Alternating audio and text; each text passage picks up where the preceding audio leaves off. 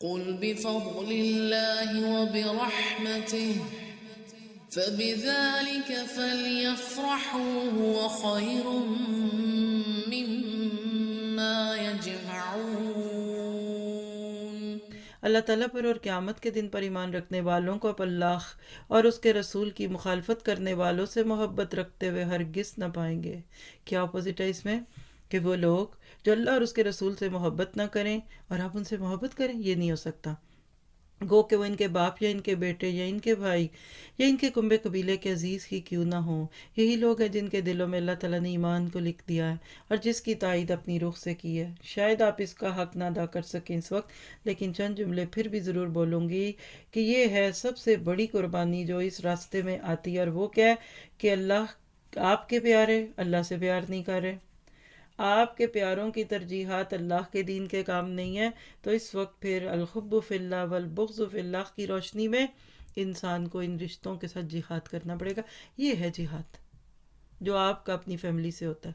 سگے بھائی کے گھر شادی ہے، اللہ کی ناراضگی ہے، نہیں جانا آپ کو۔ وہ پھپھو ہیں، وہ خالہ ہیں، یہ پھوپھی خالہ بات کی باتیں ہیں، پہلے میں اللہ کی بندی ہوں۔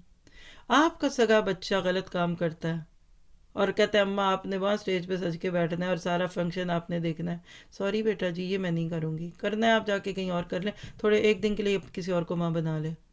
یہ جذباتی ٹارچر دیں گے تو دین کے پودے پہ بہار آئے گی، پھر ہمارے گھروں میں آئے گا۔ ہم گونگے شیطان بنے رہتے ہیں، چپ چپ چپ۔ دیکھیے ایک دفعہ ایک جھٹکا دے لیجئے، جو ہونا ہے گھر ٹوٹ جائے یا دین چھوٹ جائے، ایک کام کر لیں۔